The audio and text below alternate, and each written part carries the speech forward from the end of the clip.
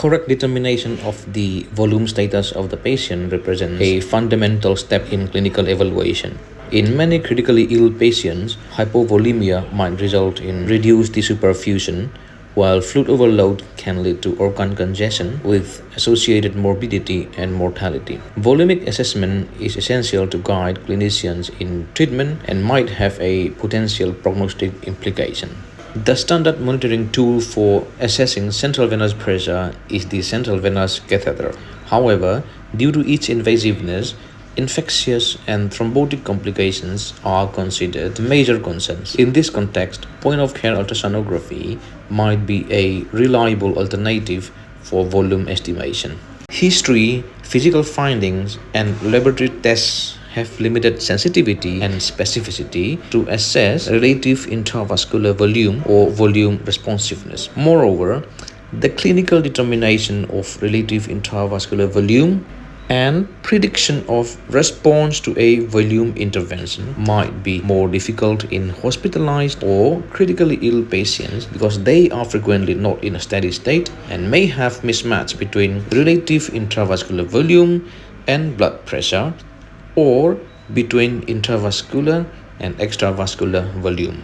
For example, severe vasoconstriction can elevate the blood pressure in a volume-depleted patient. Similarly, patients may have low blood pressure and intravascular volume overload due to cardiac dysfunction or vasodilatation after volume resuscitation. And again, mismatch between intravascular and extravascular volume may occur due to delayed re-equilibration. So, ultrasound examination of the inferior vena cava provides a more direct assessment of relative intravascular volume status. Now, coming to the technical part, either a low-frequency convex probe or a phase array transducer, that is the cardiac probe, can be used to assess the IVC. The IVC is usually visualized from a subcostal view by a longitudinal scan. The IVC is located 1 to 2 cm to the right of the patient's midline.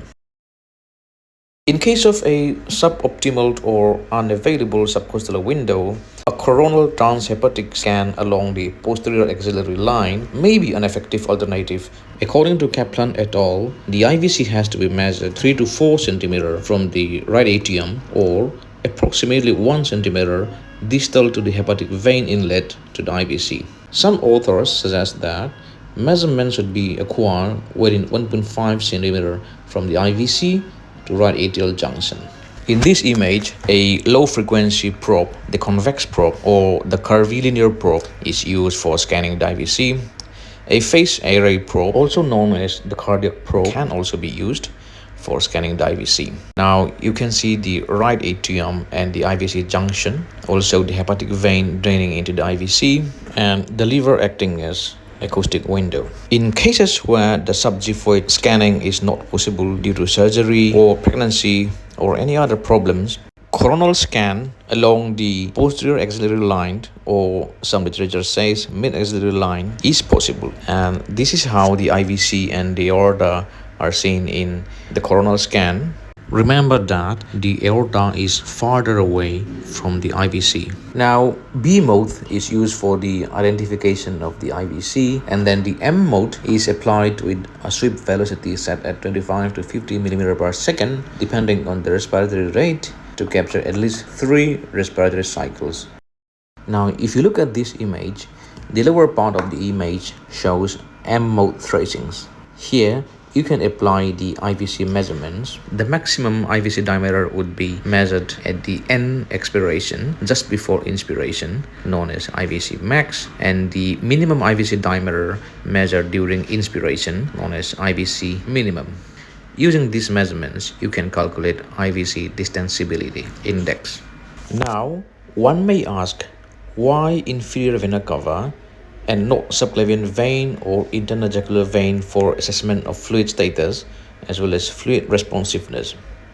Now, with 85% of total plasma volume in the venous circulation and IVC accounting for about 2/3 of systemic venous return, the IVC is an important blood reservoir, and modifications of circulating volume result in IVC caliber variations.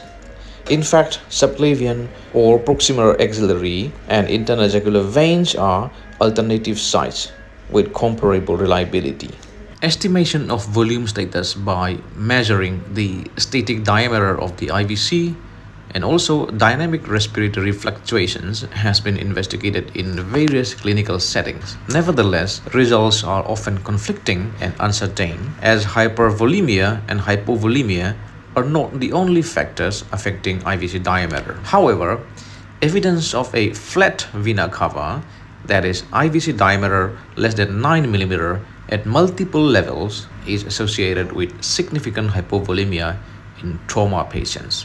Now, in spontaneously breathing subjects, during inspiration, abdominal pressure increases while intrathoracic pressure decreases, which cause increase in blood return from the IVC to the right atrium, leading to a secondary reduction in the size of the IVC. So, the IVC collapse during inspiration in spontaneously breathing subjects. In mechanically ventilated patients, the positive pressure ventilation elevates the pleural and right atrial pressure values. It also reduces the venous return to the heart by increasing the intrathoracic pressure during inspiration. As mentioned earlier, hypovolemia and hypervolemia are not the only factors affecting the size of the IVC. There are various factors like intra-abdominal pressure, anatomical variations of the IVC, and cardiac functions are parameters affecting the IVC collapsibility as well as IVC distensibility. Two indices are used for dynamic assessment of the IVC. One is IVC collapsibility index, which is used for spontaneously breathing patients, and IVC distensibility index, which is used for mechanically ventilated patients.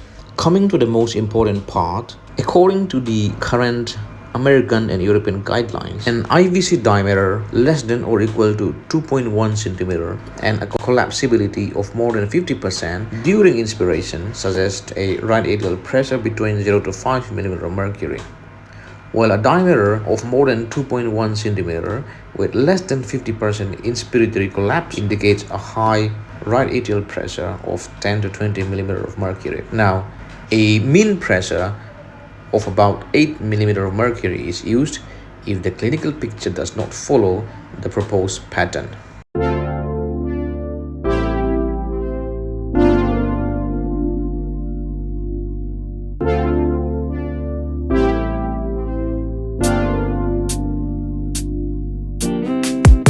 Strawberry on my lips and sugar fingertips. I can feel the beat running through the speakers. Blue skies, blue waves, every day's a good day. Lazy Sunday afternoon, I'ma take Monday off too.